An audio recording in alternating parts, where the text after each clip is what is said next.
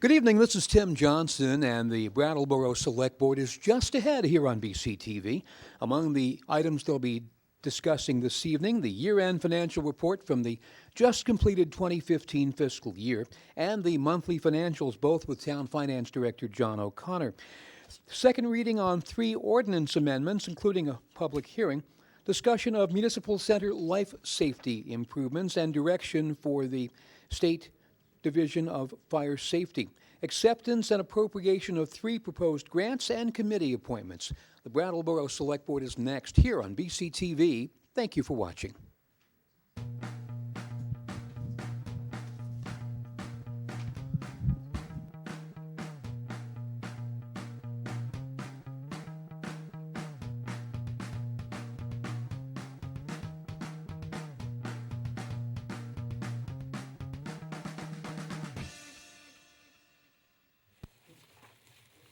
Good evening. It's September 15th, 2015, and we're here for our second regularly scheduled September Brattleboro Select Board meeting. We know that the meeting's been officially warned because we convened at 5:30 and then went into executive session to talk about contract matters and other things that were covered by that motion. The first item on tonight's public meeting agenda is to approve the minutes from September 1 of 2015. Do we have a motion to approve the minutes from September 1, 2015 as presented? So moved. We have motion to approve the minutes from September 1, 2015 as presented. Is there any discussion, comments, suggestions? Hearing none. All those in favor, please say aye. Aye. Anybody opposed or abstaining? That carries 4-0. I'll note that one of our select board members is not present this evening.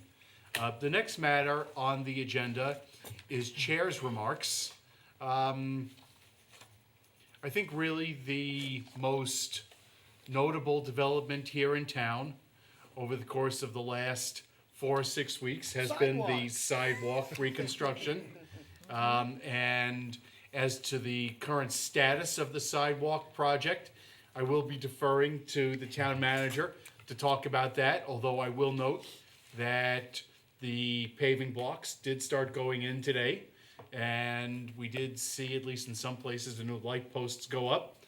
And so we will look forward to seeing that project completed as soon as possible, especially as somebody who walks up and down Main Street all the time.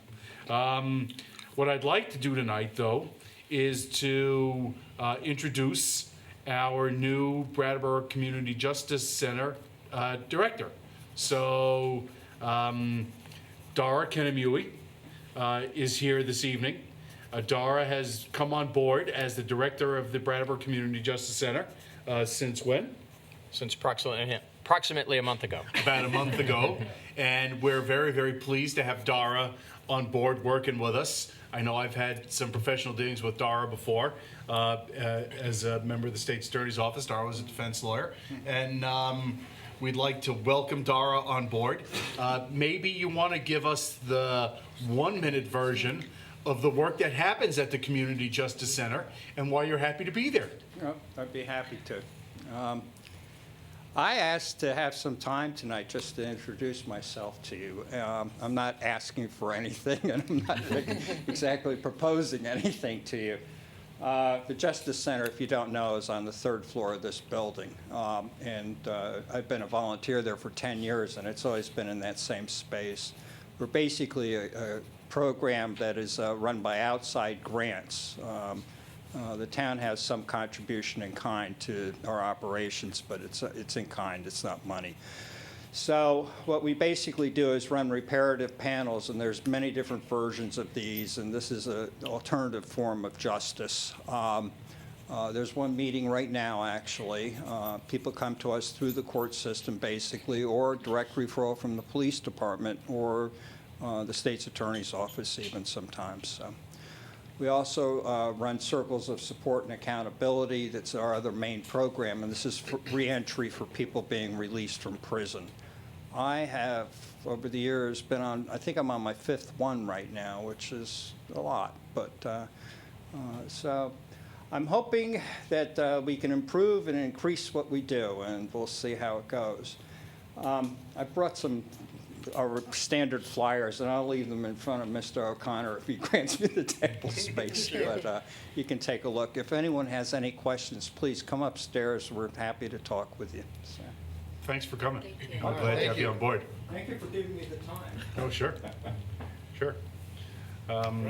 So that's it for Chair's remarks. And the next matter on tonight's agenda is Town Manager's comments. And I will provide the update that you alluded to regarding the sidewalk project, and I appreciate that you identified some of the more visible signs of progress. The good news about the project is that the progress has been very steady since the original visible field efforts a few weeks back. It's really moved forward very quickly. The downside, of course, is that a project of this magnitude, replacing the entire east side of Main Street sidewalk and curbing doesn't happen without some significant inconvenience. So we're right at the height of that right now. Multiple subcontractors working out there along with the prime contractor, and different types of infrastructure all being installed at the same time. We have had the Windham County Sheriff's Department has provided some assistance for the public, and there's been some feedback about how that could be more helpful to the public, and some improvement in that today. Actually, we got some good positive feedback about the additional way in which the officer is assisting folks, particularly pedestrians crossing at the busy intersections. The impacts from this project have been compounded by the fact that about a week ago, a driver of a truck Oops. Yeah, oops. Drove, actually, he was on the sidewalk, and in the identification of what had happened with the accident, one of the emails that I saw said quite appropriately, it's never okay to drive on the sidewalk. And indeed it's not. It's not for lots of reasons, but in this case, one of those reasons is that he hit the controller box at Elliott Street and Main Street. And so that, people undoubtedly notice, has been on flash ever since. We had some impacts from that between the impacts from the construction project and the impacts from that intersection having to be on flash, that caused us to put the other intersections on flash as well. So we're treating the current situation for several days now in the same manner as we do if there's other kinds of incidents that occur, or like the weekend closures of Exit 3 as part of the I-91 project. Whenever we've got a situation that will lead to unacceptable congestion, unless we just keep people flowing slowly through downtown on the flash, we switch to flash. That creates some challenges for people coming in from High Street and coming in from Elliott Street. All of that is being managed as best we can. We know there are some pretty severe impacts to everyone who's downtown for this period of time. The good news there is that the repair is underway on the controller box, and we expect that that'll be back in service within the next several days. And the construction project is on schedule. The most significant work that's going to be done as part of that should be completed by October 1st. So we have a little while longer yet, but we're right at the height of all the impacts right now. We're going to get through it this week together, and next week should be better, and within the next couple of weeks it should be back to something that looks more like normal. And looks better too, because the wires on the east side of Main Street that have been there for years and years and years should be gone, and the big silver light posts will be gone, and there'll be really nice different curbing and blocks, pervious blocks actually, right there in the sidewalk on Main Street. But there's a little bit more disruption that's going to unfold before we get there. Yep. Next matter on the agenda, you have anything else? No, thank you. The next matter on the agenda is Select Board comments and committee reports. Anybody from Select Board? I do. Donna. So I want to let everybody know that the Town Arts Committee has been having a conversation to really focus the work, and toward that end is calling a special meeting on Tuesday, September 22nd at 4 o'clock, and that will be held here in the Select Board meeting room, and it is open to the public. And Hugh Keelan, who's a member of the Town Arts Committee, has drafted the following invitation, which is brief, and I'd like to read to you, and Hugh will be facilitating the meeting.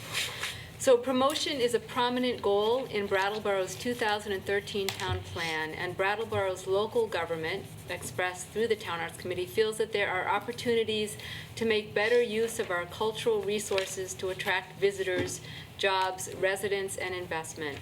This roundtable is interested in listening and in being an interface for partnerships to be created that are bigger than individual organizational interests. We have invited several parties, and this is a warned meeting open to all. We are committed to revealing results for collaboration that have not been seen before. We would like to learn, with your organization's goals and interests as a starting point, how new ideas could emerge that would turn Brattleboro into a magnetic draw, an epicenter. We would like us all to leave this roundtable energized by something we have never seen before, and to start to facilitate that into a tangible benefit to the town of Brattleboro. So I really want to reiterate that that's an open invitation for everybody in the town who's interested in art and the functioning of the Town Arts Committee to come and give full expression to your creative ideas. And we look forward to reporting back from that meeting. And my Thank you, Donna. apologies if I read that too quickly. Anybody on the other side of the table? Yeah, can I just Kate? say one thing? I just want to, I always feel compelled to say something after we talk about the sidewalks. The businesses downtown are open, and even if you go and you see a sidewalk that's dirt and you think there's no way that business is open, it is open. So don't be scared and don't think it's not open. I'm not Keep on scared. coming down. And I want to just piggyback off that and say, as somebody who drives from the Oak Grove School neighborhood across town every single day, the traffic flow has really been moving. So it has not, it has been easy to drive past the construction, and somehow having the lights flashing, at least from that perspective and that orientation, has made it much more efficient and drivable. Good. So keep coming down. Keep coming down. Yeah, on that note, the flashing lights do seem to work. Don't get me started. Oh, I know. And I know it's kind of hard coming off of Elliott and, down High Street and stuff. the issue. That can be a little bit. And if you're a pedestrian. Oh, it's and like a and I nightmare. did notice that. But I noticed that it's not as congested down there when the lights are flashing. And I know there's some drawbacks to it, Yeah, but Going north and south, it goes really That's it, well. exactly. yes, But Yep. the other things, Well, and people crossing. just it's don't go east and west. It's pretty simple. Anything else under Select Board comments, committee reports? Next item on the agenda is public participation. Anybody want to speak to something under public participation? Whoa. We're not going to pan to the back of the room to show that we only have one member of the public here, who actually just walked in. For a while, we had nobody else. No, James. All right, so the next matter on the agenda is, under new business, is the 2015 year-end financial report, our unaudited results. So, hold on. we'll turn the floor over to Mr. O'Connor. I got to get ready, John. You ready, John? Yeah, I'm ready, buddy. So the results for 2015 were very good. In each of our three funds, the general fund, the parking fund, and the utilities fund, we all closed the year better than budget. You can stop there. General fund was $23,832, better than budget. The utilities fund was $410,679, better than we had budgeted. And the parking fund was $44,809, better than budgeted. So a pretty simple report, but a good report, and we had good financial results in 2015. There's another part of the report which has to do with the fund balance. Yep. And maybe you could speak to that as well, because we've been spending some money out of the fund balance, but it looks like we're still with a very healthy fund balance. So maybe you could speak to that if you could as well. Okay. The fund balance for fiscal 15 was $2,986,856, and of that amount, $2,136,744 was unassigned. Our target for the unassigned fund balance was $1,553,289. And so we actually had an excess over our target in fiscal 15 of $583,454, which is very close to where we were last year. It's a little bit more. It's about $10,000 more, $9,000 more than last year. And we used a chunk. Right, Peter, maybe you Yeah. could speak to that a little bit? If I could just amplify on that, so there's a few different ways to look at it. There's the calculation that John just ran through. There's the looking strictly at unassigned versus unassigned, total fund balance versus total fund balance. When you distill through the different ways to calculate available funds, materially, the bottom line is that we're in just about exactly the same place right now as where we were a year ago. And given the fact that in the intervening months, we've invested $500,000 of the fund balance into various capital projects, to be in the same position rather than in some diminished position at this moment in time is a very good place to be. Anybody on the board have any questions about any of that? No, no. No, I was gonna say something, but no, because again, it's on the backs of our taxpayers. So, but it's a nice position to be in. You know, I'll follow up on that a little bit. After seeing these numbers, I had a chance to speak with Peter about it some. I think we all agree that our goal should be to levy taxes in an amount that is intended to cover our obligations and not more, unless our plan is to build up a fund balance. And there was a time when we needed to build up the fund balance because we had didn't time. have a fund balance at all. I think it's fair to say, and I've been on the board for 5 years now, that we work really hard to try to make sure that the budgets we're building and the money that we're raising through taxes is what we need to do our business and not to build in a cushion. But particularly given that we're going to be moving towards work on the police fire facilities over the course of the next year, I anticipate that the next budgeting round will take an even more rigorous look at making sure just what money we need to run the day-to-day operations of the town, to make sure that we're not taxing ourselves more than we need in order just to maintain the fund balance. And that's something I've talked about with Peter. I know that it's his commitment and his goal, and we'll all be working towards that over the course of the year. So can I follow up on your follow-up? Please. No, so it's, and I agree with that, that, and I don't mean that glibly when I say it's on the backs of the taxpayers, but, and I do believe that we should have a healthy unassigned reserve. It gives us that out.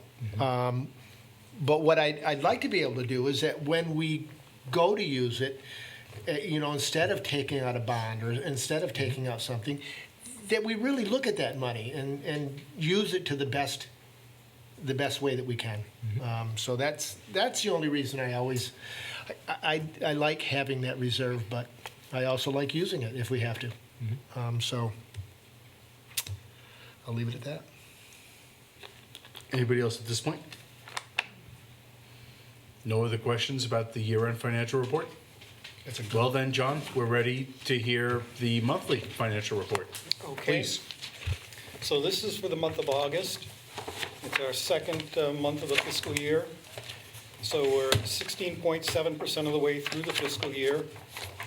And then after making the prorations for the semi-annual insurance payments, the annual human service payments, and an annual lease payment, the expense budget would stand at 14.7% of the budget. So we're in very good shape through the first 2 months. Utilities fund was at 17.3%. Parking fund was at 12.8% of their annual budget.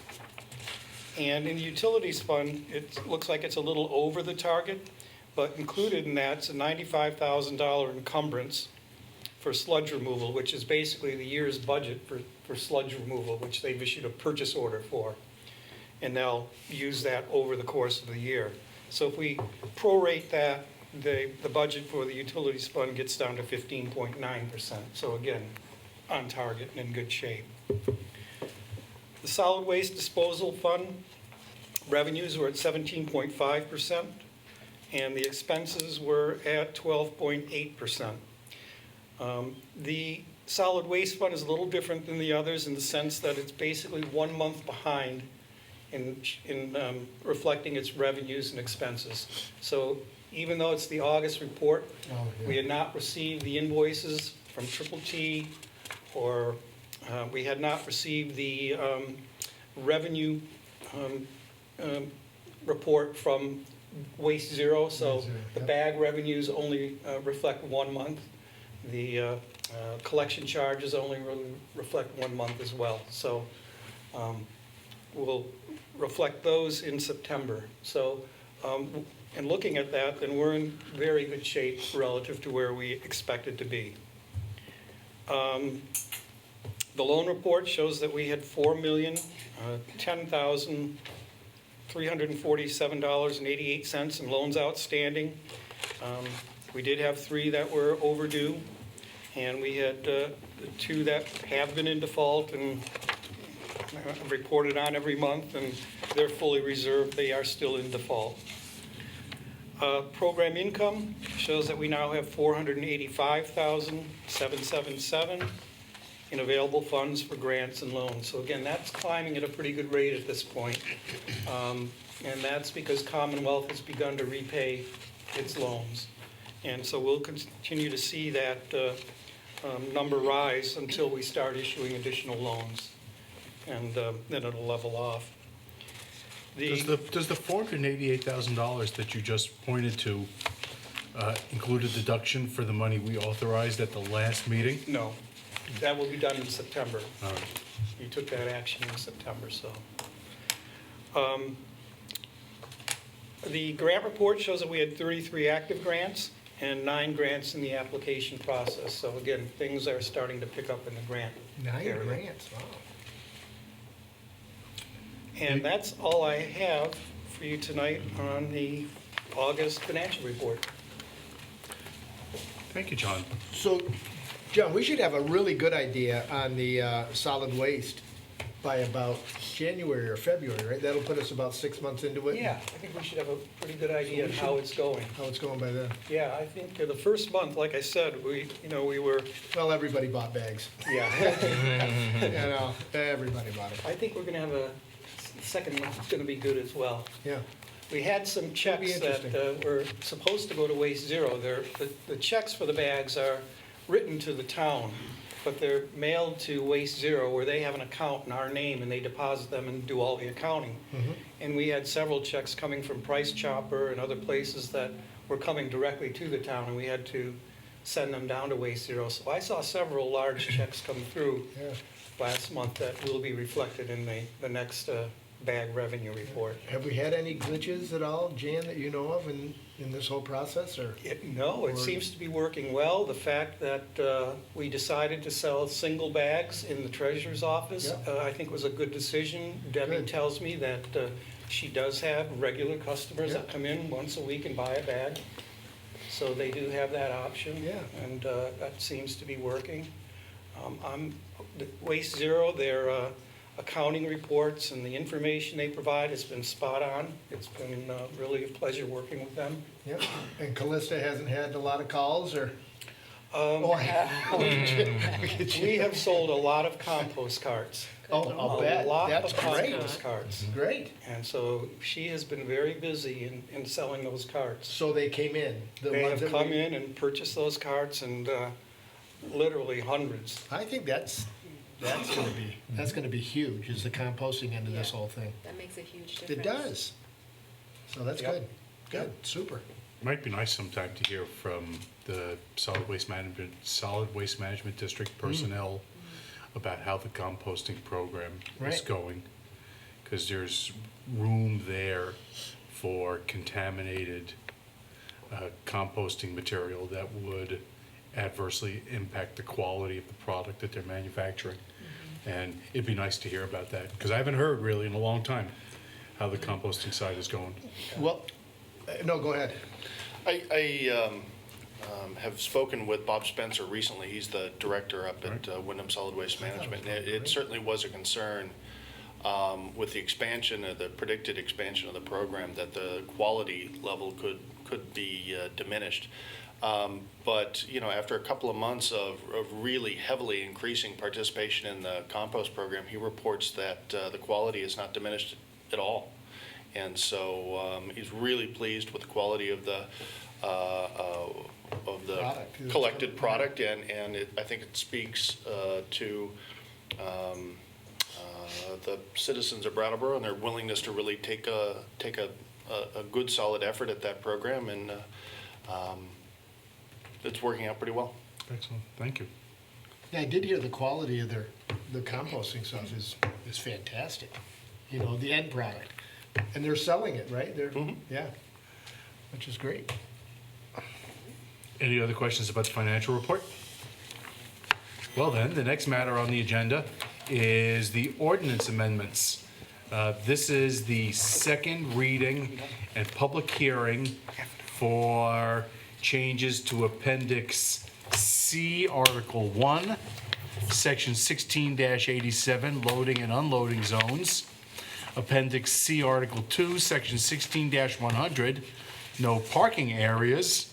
And Section 16, Article 1, Chapter 16, Article 1, Section 16-7, parking citation appeal process. So, what I'll note for the purposes of the public reading is that we have here, for everybody to see,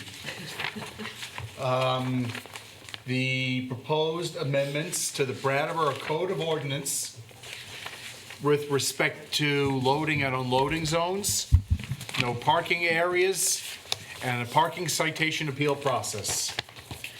And the changes are in Appendix C, Article 1, 16-87, a change in the number of feet on the north side of Flat Street for the loading and unloading zone. And under Article 2, Section 16-100, change in the area on Flat Street where we have no parking areas in number 33 and 34. Then we have a new parking citation appeal process, which has been posted and is fully available for the reading. It was made available online with the meeting materials and is available here for public reading, that sets a process, a formal process for appealing parking tickets. So that constitutes our second public reading of the proposed amendments to the Brattleboro Code of Ordinance for loading and unloading zones, no parking areas, and the parking citation appeal process. So we'll now open the public hearing. The public hearing is now open on Appendix C, Article 1, Section 16-87, loading and unloading zones. Appendix C, Article 2, 16-100, no parking areas. And Chapter 16, Article 1, 16-7, parking citation appeal process. Is there any comment or testimony to be given here at the public hearing? See, this is when we should have film footage of like a mass of people somewhere, No. and then we can play it. Hearing no public comment, we'll now close the public hearing, and we're ready for a motion. To approve the amendments to Chapter 16 and to Appendix C of the Brattleboro Code of Ordinance as presented. We have a motion to approve the amendments of Chapter 16 and to Appendix C of the Brattleboro Code of Ordinances as presented. Is there any further discussion? Hearing none. All those in favor, please say aye. Aye. Any opposed or abstaining? That carries 4-0. Next matter on the agenda, Municipal Center Life Safety Improvements. Mr. Town Manager. Thank you, Mr. Chairman. You have before you a memorandum that was prepared by Patrick Moreland to summarize where we are with this project and what he and I are recommending in terms of how we move forward. I want to start with the good news that's contained in the Phase 1 update. You'll recall that we were able to award the work for the new fire alarm in this building for substantially less cost than what we had originally anticipated. There was an $80,000 estimate for that particular item, and the appropriation and award was $52,785 earlier this year. That work is almost complete. The installation work is 99% finished. It will be finished in the next couple of days. There will be an inspection next week of it, and we expect that contract will be concluded and are hopeful that it will come in. It will come in less than the $52,785. We're hopeful that it may come in a few $1,000s less than that. So that project continues to exceed our expectations. Phase 2 and Phase 3 are the more substantial portions of work of what together in all three phases was estimated to be approximately $500,000 worth of improvements to this building. The Phase 2 work is the replacement of the sprinkler system. That would be expected to be done, needs to be completed in fiscal year 17, beginning next July. And the cost on that for the capital improvement to the building is estimated at $140,000. As we get closer to actually performing the work, we get a design of the project and go out to bid with the project, we'll get a real number attached to that. We would hope to beat it the way we did with the fire alarm system, but that we need to be planning on $140,000 as being a prudent expected cost for that. There also is a cost to extend the water line. Currently, this building doesn't have a sufficient water service to provide the pressure necessary to meet the modern standards for the new sprinkler system that would be installed. So there's a $25,000 cost that would be borne by the utility fund. There are plenty of funds available in the utility fund. This is the purpose for which those funds for extensions of the system are intended. So it's appropriate, given that the taxpayers will pay for this one way or the other, or the public will pay for it one way or the other, it's appropriate for the utility fund ratepayers to bear the cost of the extension of that water line, and then have the $140,000 estimated cost be borne as a capital project cost for the actual installation of the sprinkler system. We're asking tonight that you make a commitment to funding that by one means or another in the FY17 budget, and I'll finish up in a moment with what I mean by one mean or another. But it'll be important, I think, that we have on the record a commitment from the board so that the state sees, since the state, in the correction of the violations that they'd identified in the life safety systems of the building, has been working really well with us and being very understanding of the need to do this as a multi-phase project. We had come to terms last spring that if we moved immediately to do the fire alarm system, since that's more of a life-saving requirement, and then move secondarily to the sprinkler system and to the other building improvements, so long as we showed a plan, so long as we moved immediately on the fire alarm and then showed a plan by the end of September of this year for how we would approach the other two elements, then we would stay in the good graces of the state. I think it's important as part of that we demonstrate our commitment to funding the sprinkler system in the next fiscal year. The Phase 3, which doesn't require a current funding decision but is estimated to be an additional cost of $280,000, is for a variety of building modifications, mostly involved with the stairwells, but also involved with wall penetrations that have not been properly filled and other kinds of inadequacies in the current structure of the building related to what's required for fire code. So there's a variety of those that all together make up the building improvements part of the process, part of the project, which we would propose to construct in the following fiscal year, 18, at an expected cost of $280,000. The reason I spoke earlier to the fact that there might be different ways to include the $140,000 for the sprinkler system in the FY17 budget is decisions that you will make and ultimately town meeting will make over the next several months regarding the police fire facilities project will have an impact on where these funds should be located. So if the police headquarters improvement as part of the police fire project ends up located in this building as had been previously envisioned, then the costs for both the Phase 2 and the Phase 3 can be blended into that project. The work can be accomplished at the same time as that project. There'll be some economy of scale accomplished through that, as well as the proper funding of it. It's appropriate that investments like this be made through using the bonded funds, since the life of these improvements will certainly exceed the life of the bond. If, however, the ultimate decision for the location of the police headquarters is to a site not here at the Municipal Center, but someplace else in town, as we've been actively considering and will address shortly, then it would be important that we include a line item in the FY17 budget funding the $140,000 necessary to do the sprinkler system upgrade here in the building.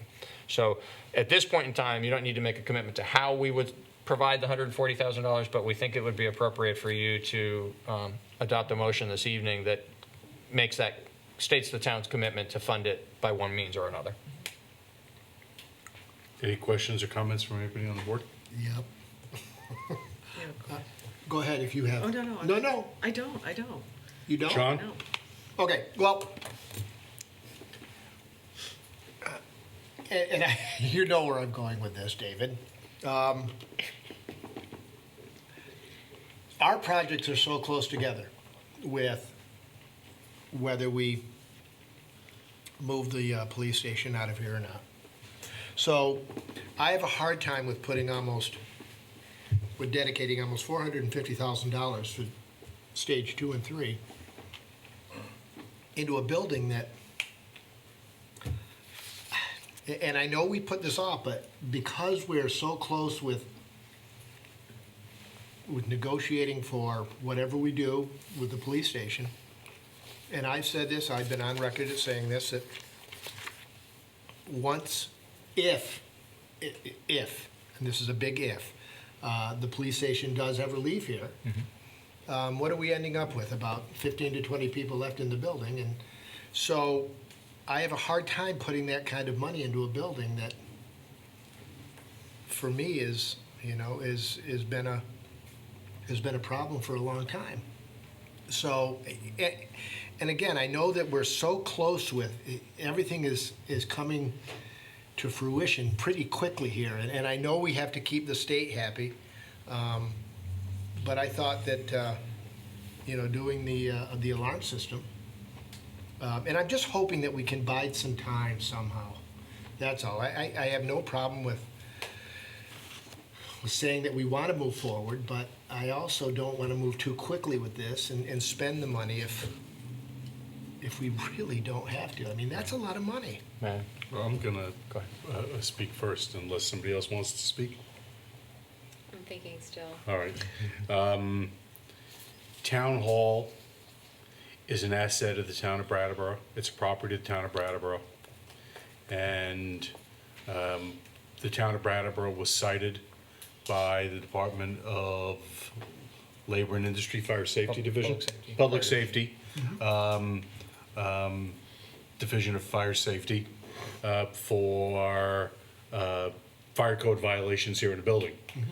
And it's the obligation of the town of Brattleboro to ensure that its properties are, and its assets are safe and habitable to the extent that they're open to the public. And it may be that a time will come when we need to consider moving out of the building here for one reason or another. But until that happens, we've got a firm obligation to make sure the building meets fire code. And we asked the town manager to negotiate the best possible schedule so that we could do the work in stages. And so that we could do it consistent with our ability to pay and other long-term planning needs. And should something change, maybe we'll be able to not do some of the work, should we decide to vacate the building completely. But it's a historical building. I don't think that the building's being knocked down. We certainly can't just walk away from it. And I think it's our obligation to commit to do the work that's going to satisfy the Department of Public Safety and the fire code issues that need to be reckoned with. I mean, we're not just going to set charges and, knock down the building. And we're not just going to vacate the building in the center of town. I mean, and the building's got to meet code. That's the way I see it.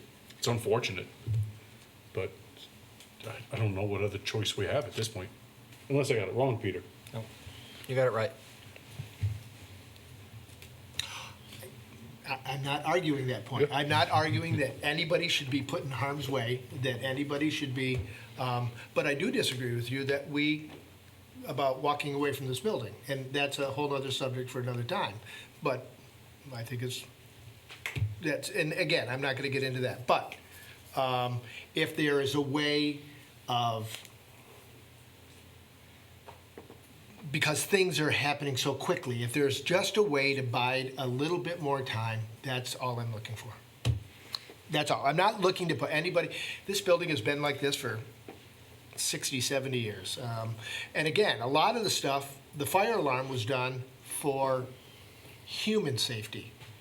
The next phases are done for building safety. Am I correct on that? Primarily for building Primarily. safety. Right. So we've done to keep people safe. The next part is to keep the building safe. If we can bide some time and not spend $450,000, I'd be happy to see if we could go that route. But if we absolutely have to, that's the way it goes. But Peter, please. Yeah. You've articulated the priorities right. I feel very confident that the fire inspection officials would not create quite as bright a line as you described and as I see related to what protects people and what protects property. Right. They agree in concept with that, which is why they're allowing us to do this in a phased manner, but have clearly indicated to us that phases 2 and 3 will also positively affect the ability of people to survive a fire if one occurs in this building while it's occupied. They're just not as essential to the fast evacuation of the building as the fire alarm system is. That's why the fire alarm system was the top priority. But the other two, the fire alarm system doesn't do anything to save property.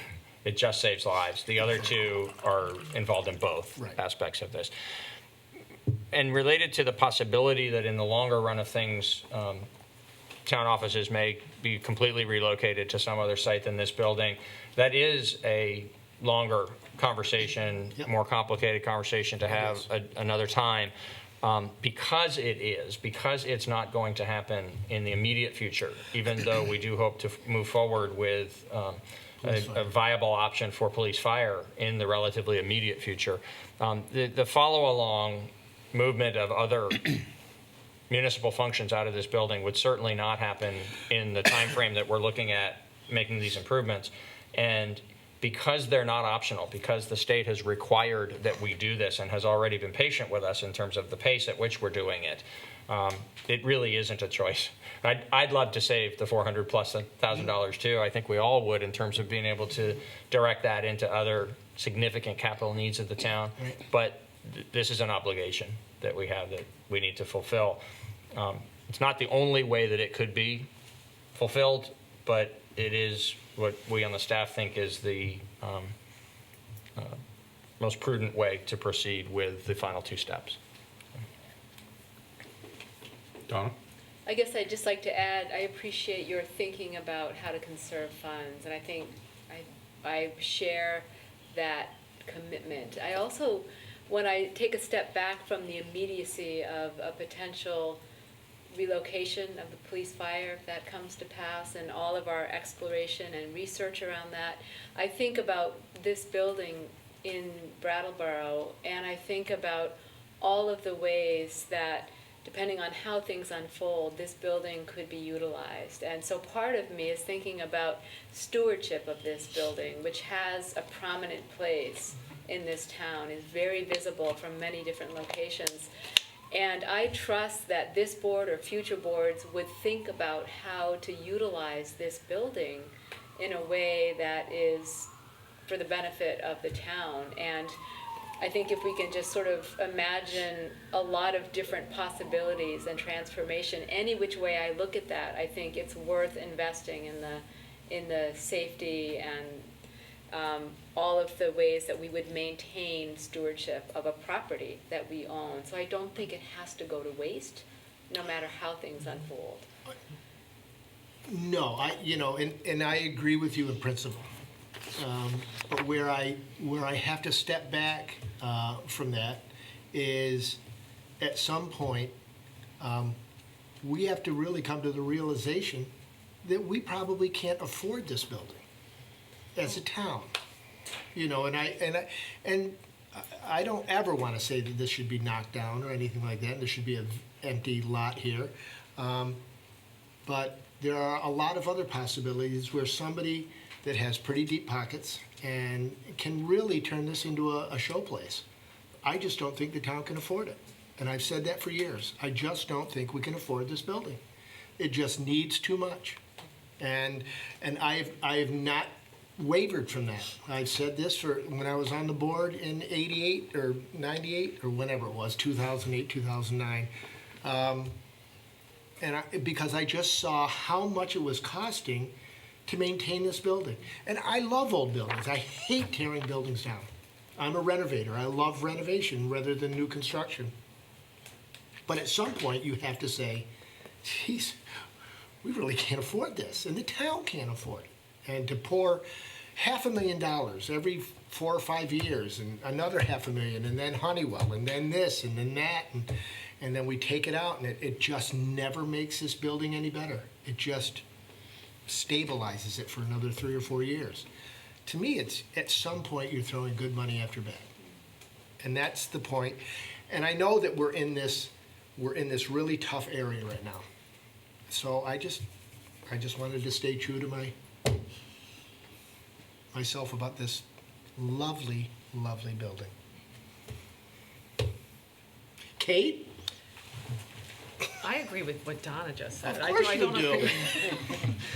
I mean, and I think the conversation about what happens to this building is totally premature. Oh, You know it what I mean? is. So we're sort Oh. of going down this thing Yes, where, yes. I mean, I would chain myself to the building before anybody took a wrecking ball to it. Oh, You know what I mean? So it's like, I would also. it's like, I think we're having this discussion that's way premature. We have to spend this money because we're obligated to. And, you know, it's just, none of us like to spend money, but we have to. And I think we're all going to debate, there will be so many views on the merits of this building or not, but I agree with what Donna said.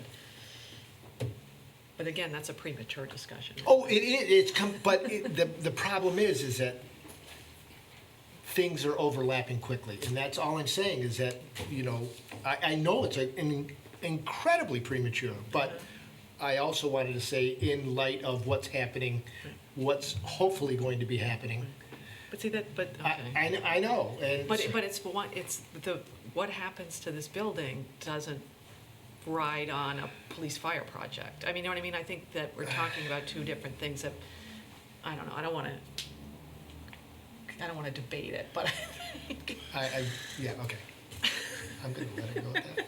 Well, I'm going to take this opportunity to note that we anticipate being able to make an announcement at our next meeting about potential steps forward on the police fire project. We're not at a point where we can talk about it today, but we do anticipate at the meeting on September 29th being able to have some initial public discussion about additional alternatives for the police fire project. In the meanwhile, You can thank me for the segue. sounds like we're ready for a motion with respect to the work on this building that needs to be done. Kate? I'll make it since John does not want to make it.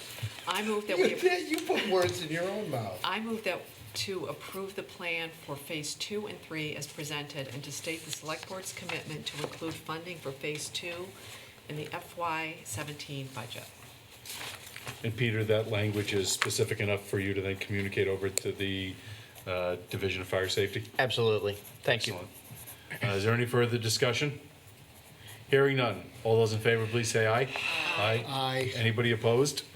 That carries 4-0. Thank you. I'm not going to, no. Next matter on the agenda is to accept and appropriate the Vermont Department of Emergency, You wait till you need something. the Vermont Department Homeland of Security. Homeland's Emergency and Homeland Security Law Enforcement Terrorism Prevention Program Grant. Peter? Sure. If it's okay with you, I'll just make an overarching comment about the next three items, and then I'm Please. happy to address each individually if you have questions about them. But there are three separate, relatively small grants, but each of them running really parallel in the sense that these are federal programs. It's money that's administered by the state, passed through for public safety purposes, one of them to the police department and two to the fire department this evening. The equipment that's involved in the purchase, the equipment we would purchase using the grant funds is identified explicitly in each of the three sets of documents. The important part of this, I think, in terms of the flow of funds is there's a variety of ways in which relatively small amounts of money are distributed across many different departments all throughout the state that don't require a match. So often when we're asking for funds related to larger scale projects, we have to fund a portion of that ourselves, and that can sometimes, the coordination of our piece and their piece and how it relates to the overall scope of the project can sometimes get to be a little bit tricky. What's consistent through these three grants, this one for about $4,500, the other two of similar scale, is that it's completely funded. The purchases would be completely funded by the grants with no extra cost to the town. In the case of this one for the police department, it would fund a computer for a car, a mobile data terminal that would be installed in one of the police cars. And then the next grant is for gloves, saws, spotlights, and technical rescue equipment for the fire department. And then the third grant is for digital radios for the fire department. Correct, and the second grant's in the amount of $6,263, and the third one for $7,572. Any questions from anybody on the board or anybody who's in attendance about any of those three grant opportunities? We're ready for a motion on the first grant. I'll make that. I move to accept and appropriate a law enforcement terrorism prevention grant in the amount of $4,499.12 from the Vermont Department of Public Safety for the purchase of a mobile data terminal. Is there any further discussion? Hearing none, all those in favor, please say aye. Aye. Anybody opposed or abstaining? That carries 4-0. Next motion? Kate? I'll do it. I move to accept and approve and appropriate a Special Operations Capabilities Enhancement Grant in the amount of $6,263 from the Vermont Department of Public Safety for the purchase of public safety equipment. Is there any further discussion? Hearing none, all those in favor, please say aye. Aye. Aye. Anybody opposed or abstaining? That carries 4-0. And then, John? To accept and appropriate a VCOMM grant in the amount of $7,572.80 from the Vermont Department of Public Safety for the purchase of 2 mobile radios. Is there any further discussion? Hearing none, all those in favor, please say aye. Aye. Anybody opposed or abstaining? That carries 4-0. Last matter on tonight's business agenda is committee appointment.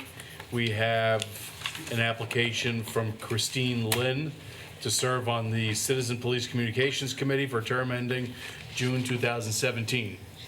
Do we have any further nominations? Is there any public discussion? Kate, don't you want to do it? Hearing I'll none? make the motion if you want. All right. Well, go ahead, nominate and move, please. I move that we appoint Christine Lynn to the Citizen Police Communications Committee for a term ending June 2017. Is there any further discussion, any further nominations? Hearing none, all those in favor, please say aye. Aye. Aye. That carries 4-0. Is there any further business to come before tonight's select board meeting? Hearing none. Motion to adjourn. So moved. We have motion to adjourn. All those in favor, is there any discussion? Hearing 10 none. after 7. All those in favor, please say aye. Aye. Any opposed or abstaining? That carries 4-0. I don't think I've ever attended a 1-hour Brattleboro I Select Board know. meeting. Have a good night. Thanks, members of the press. Thank you, ASL interpreters. Good night.